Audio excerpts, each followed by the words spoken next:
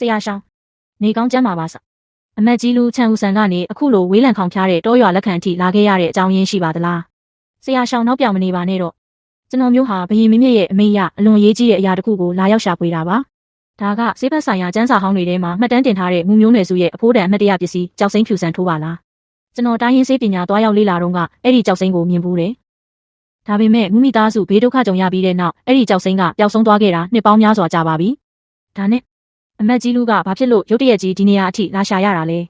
တစုံတစ်ယောက်ကကျွန်တော်မျိုးကိုသတင်းပေးလို့ပါအဲ့ဒီကြောက်စိမ့်ကအဝိန်ဆန်းအိမ်တော်မှာရှိနေတယ်လို့ကြားရပါတယ်ဆရာရှောင်းအိမ်တော်သခင်ဟာမူမိသားစုရဲ့သွေးသားကိုရှာဖွေနေခဲ့တာ15နှစ်တင်းတင်းပြည့်ခဲ့ပါပြီမိဖုရားကြီးခမညာလဲတမီးဖြစ်သူကိုလွမ်းဆွတ်လွန်းလို့ရင်ကွဲမတက်ခံစားနေရပြီးမျက်ရည်ကျလွန်းလို့မျက်စိတောင်ကွဲလူနီးပါဖြစ်နေပါပြီအကယ်၍အဲ့ဒီကြောက်စိမ့်ကဒီမှာတကယ်ရှိနေတယ်ဆိုရင်တော့ဆရာရှောင်းနေနဲ့ဖုံးကွယ်မထားပါနဲ့အမတ်ကြီးလူကိုမေးပေးရစေဘသူကသတင်းပေးတာလဲပြီးတော့သူကိုယ်တိုင်ဘာလို့လာမစစ်ဆေးတာလဲဒါကိုချန်ဦးဆန်အထိသတင်းသွားပေးပြီးမှအခုလိုလူကိုယ်တိုင်လိုက်လာရတာလားဒီကိစ္စအတွက်ဆရာရှောင်းစိုးရိမ်မနေပါနဲ့ရောက်တုံးရောက်ခိုက်ကျွန်တော်မျိုးအဝိန်ဆန်းအိမ်တော်မှာပဲ2ရက်3ရက်လောက်တဲခိုခွင့်ပြုပါအောင်ဆရာရှောင်းကဂယုဏတရားကြီးမားတဲ့သူဆိုတော့ဧည့်သည်ကိုရရက်ဆက်ဆက်မောင်းထုတ်မှာမဟုတ်ပါဘူးနော်ဒီကောင်မလေးကအိမ်တော်ကိုအတိတ်ရောက်လာတဲ့အစီကံပါတောရွာကလာတဲ့ကလေးမမှုနန်းတွင်းစည်းကမ်းတွေမသိရှာပါဘူးစိတ်ထဲမထားပါနဲ့ကဲဒီဘက်ကိုကြွပါသခင်လေးရှောင်းသူတို့ရှာနေတာကအခုကျမစီမှာရှိတဲ့ဒီဆန်ထိုးမလားချန်ဦးဆန်ကလူတွေကမူမိသားစုရဲ့သွေးသားကိုရှာနေတာ15နှစ်ရှိပြီတဲ့အကယ်၍သူတို့သာဒီကြောက်စိမ့်ဆန်ထိုးကကျမစီမှာရှိနေမှန်းသိရင်ကျမကိုဖမ်းခေါ်သွားပြီးနှိပ်စက်ကြမလားဟင်ကျမကြားဘူးတာတော့မိသားစုကြီးတွေကဒီလိုမျိုးရိုးအတူအယောင်လှုပ်ရှားတဲ့လူတွေကိုမိရင်နှိပ်စက်လေးရှိတယ်တဲ့အရင်ဆုံးအချက်40လောက်ရိုက်နှက်ပြီးမှခင်းကိုတောင်နဲ့ပိတ်လောင်ပြီး3ရက်တောင်အဆောင်ငတ်ခံခိုင်းတတ်တယ်ဆိုမင်းကရိုးအတူလှုပ်ရှားတဲ့လူလိမ်မမဟုတ်တာကျမကမဟုတ်ဘူးဆိုတာရှင်ဘယ်လိုသိလဲအကယ်၍ကျမကတကယ်ပဲအဲ့ဒီမူမိသားစုရဲ့သမီးဖြစ်နေရင်ကောသူတို့သာကျမကိုပြန်ခေါ်သွားရင်နန်းတွင်းထဲကအဆောင်တစ်ခုခုမှာပိတ်လောင်ပြီးအချုပ်ပန်းထိုးတာတွေနန်းတွင်းစည်းကမ်းတွေကိုအတင်းတင်ခိုင်းတော့မှာပေါ့နေတိုင်းမနဲ့အစောကြီးထပြီးဂါရဝပြုရမယ်ထမင်းစားရင်လည်းအတန်မမီရဘူးပြုံးရင်လည်းသွားမပေါ်ရဘူးဒုက္ခပါပဲမင်းကြောက်နေတာကအဲ့ဒီကိစ္စပေါ့ဟုတ်လားကျမတကယ်ကြောက်တာကနောက်ကျမရဲ့အမေနဲ့ထပ်မတွေ့ရတော့မှာကိုပါအမေကခြေထောက်လည်းမကောင်းဘူးဆေးတောက်ထားတာ3ချိန်ပဲရှိသေးတာအကယ်၍ကျမသာဖမ်းခေါ်ခံရရင်အမေဘယ်လိုလုပ်မလဲဘသူကသူ့အတွက်ရေခတ်ပေးမလဲဘသူကသူ့ခြေထောက်တွေဆေးကြောပေးမလဲနီလန်တစ်ခုတော့ရှိသေးတယ်ဘာနီလန်လဲသူတို့မင်းရဲ့နောက်ကျောင်းကိုတေးသေးချာချာမစုံစမ်းနိုင်သေးခင်မှာထွက်ပြေးလိုက်ပေါ့ရှင်ကကျမကိုထွက်ပြေးခိုင်းတာလားအကယ်၍ကျမပြေးသွားရင်ရှင်အတွက်ပြဿနာတက်လိမ့်မယ်သူတို့သာဒီအိမ်တော်မှာကြောက်စိမ့်ဆန်ထိုးရှိခဲ့ဘူးလေဆိုတာသိသွားရင်ရှင်ကမူမိသားစုရဲ့သွေးသားကို15နှစ်တောင်ဖုံးကွယ်ပေးထားတယ်လို့ထင်သွားကြမှာပေါ့အော်မဟုတ်ပါဘူး10ရက်ကျော်ပဲရှိသေးတာပဲဒါပေမဲ့ဖုံးကွယ်ထားတာကတော့အတူတူပါပဲအဲ့ဒီအချိန်ကျရင်ရှင်ရဲ့အဝိန်ဆန်းအိမ်တော်လည်းအပိတ်ခံရမယ်အခန်းပြည့်ရှိတဲ့ဆေးကျန်းတွေလည်းအသိမ်းခံရမယ်ရှင်ရဲ့အဖိုးတန်ဝတ်စုံတွေလည်းအသိမ်းခံရလိမ့်မယ်အဲ့ဒါကြောင့်အဲ့ဒီတော့ဘာဖြစ်လဲအဲ့ဒါကြောင့်ရှင်လည်းကျမနဲ့အတူလိုက်ပြေးရမယ်လေရှင်အရှုံးမရှိပါဘူးကျမလုံးသမျှကရှင်အတွက်ပဲစဉ်းစားပေးတာနော်စဉ်းစားကြည့်လေသူတို့တကယ်ဖမ်းချင်တာကကျမကိုပဲဒါပေမဲ့အဲ့ဒီကြောက်စိမ့်ဆန်ထိုးကိုကျမလက်ထဲပြန်ထည့်ပေးခဲ့တာကရှင်လေရှင်ကကြောက်စိမ့်ကိုယထာရက်နဲ့အစိုးရစီမံအပ်တဲ့အပြင်ကျမအတွက်ငွေတွေအများကြီးအကုန်ကြခံခဲ့သေးတယ်ဒီအချက်ကိုပဲထောက်ပြပြီးသူတို့ရှင်ကိုပူးတွဲကြံရပါအဖြစ်ပေးလို့ရတယ်ဒါကြောင့်မိုးမလင်းခင်မှောင်နှုံးမှာအိမ်နောက်ဖေးတကားကနေအတူတူပြေးကြစို့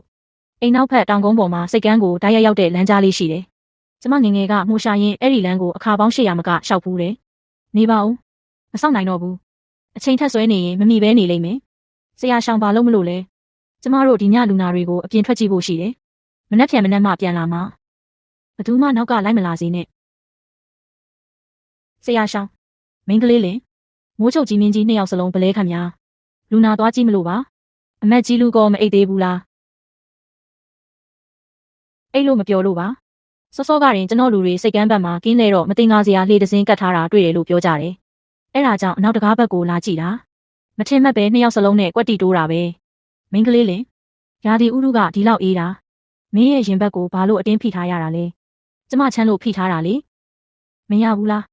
ရှင်ကတခြားလူရဲ့ရင်ဘက်အထိပါလာပြီးဆက်စုချင်ကြတာလား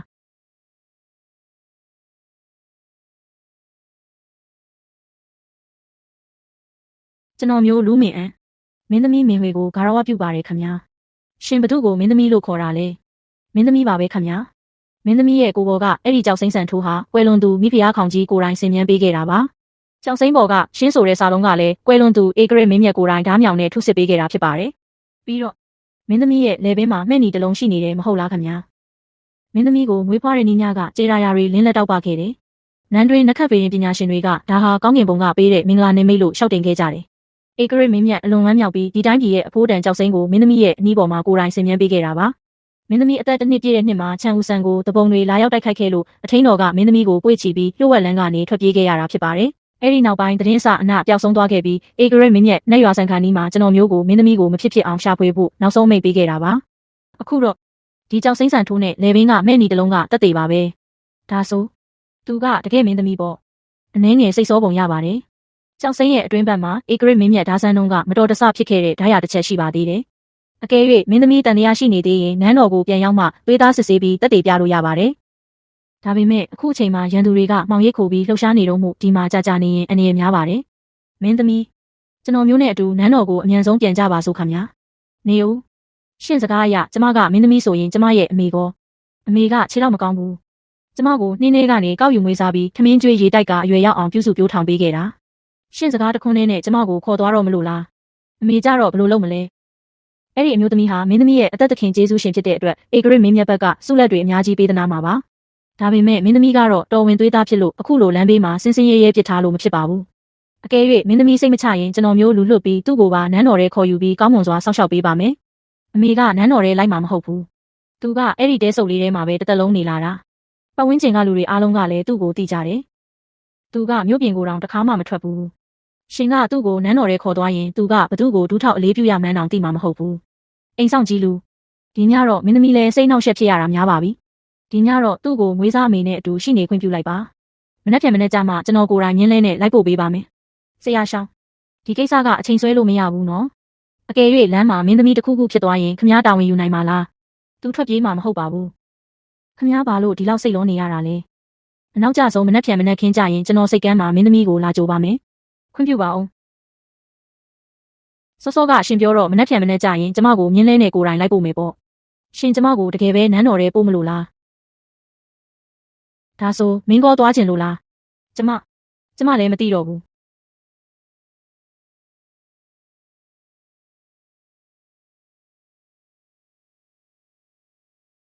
ဒါနဲ့နန်းတော်ထဲကဧကရစ်မင်းမြတ်ကကျမနဲ့ရုပ်ချင်းတူမလားဟင်။တူမှာပေါ့။ဒါဆိုအမေကောသူဘာဖြစ်သွားမလဲ။အကယ်၍အမေကကျမဟာသူ့သမီးရင်မဟုတ်မှန်းသိသွားရင်ဝမ်းနေသွားမလားဟင်။သူကမင်းဟာသူ့သမီးရင်မဟုတ်မှန်းသိနေတာကြပါပြီ။ဒါပေမဲ့အဲ့ဒါကတခြားစီလေ။မိမိရဲ့သမီးကိုသူတကားကအတင်းကျပ်ဖမ်းခေါ်သွားတာကိုမျက်စိရှိတင်မြင်လိုက်ရရင်တော့အမေအတွက်ပိုပြီးခံရခက်လိမ့်မယ်။ဒါဆိုဘယ်လိုလုပ်မလဲ။မင်းဖမ်းခံရတဲ့ပုံစံမျိုးမဖြစ်စေနဲ့ပေါ့။ဆိုလိုတာကဒီညမင်းနန်းတော်ထဲကိုအရင်ဝင်သွားလိုက်။ဧကရစ်မင်းမြတ်ကိုတွေ့ပြီးမင်းရဲ့ယာရုကိုအတီးပြုလိုက်။အဲဒီနောက်မှမင်းအမေကိုကိုယ်တိုင်ပြန်လာခေါ်ပေါ့။မင်းသမီးတစ်ပါးအနေနဲ့မဟုတ်ပဲ။သမီးတစ်ယောက်အနေနဲ့ပေါ့။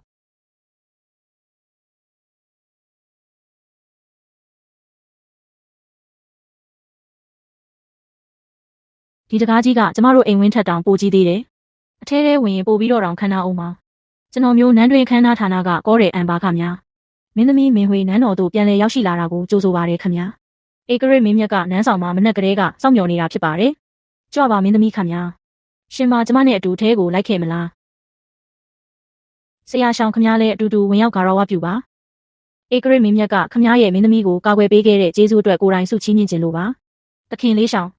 ဧကရစ်မင်းမြတ်ကတော်တော်ကြောက်ဖို့ကောင်းလားဟင်။ကျမဖတ်ဖူးတဲ့ပုံပြင်စာအုပ်တွေထဲမှာတော့ဧကရစ်တွေကလူသက်ရတာကိုအပျော်ပြက်လုပ်တတ်ကြတယ်ဆို။အကယ်၍ကျမစကားပြောမှလို့သူစိတ်ဆိုးသွားရင်ကျမကိုအပြစ်ပေးခံရသည့်အဆောင်ထဲပို့ပြစ်မလားဟင်။အဲ့ဒီအဆောင်ကအပြစ်ရှိတဲ့မိဖုရားတွေကိုပဲပိတ်လောင်တာပါ။မင်းကမိဖုရားမှမဟုတ်တာအထဲဝင်ခွင့်မရှိပါဘူး။ဒါဆိုအဆိုးဆုံးကဘာဖြစ်နိုင်လဲ။အဆိုးဆုံးကတော့မင်းပါဇက်မဆောင်စီရင်သူစိတ်ဆိုးပြီးမင်းကိုတာမန်ရက်သားအဖြစ်ပြန်နှင်ထုတ်တာပေါ့။အော်ဒါဆိုရင်တော့အရင်အတိုင်းပြန်ဖြစ်သွားရုံပဲပေါ့။လန့်သွားတာပဲကျမကခေါင်းဖြတ်ခံရတော့မယ်ထင်နေတာ။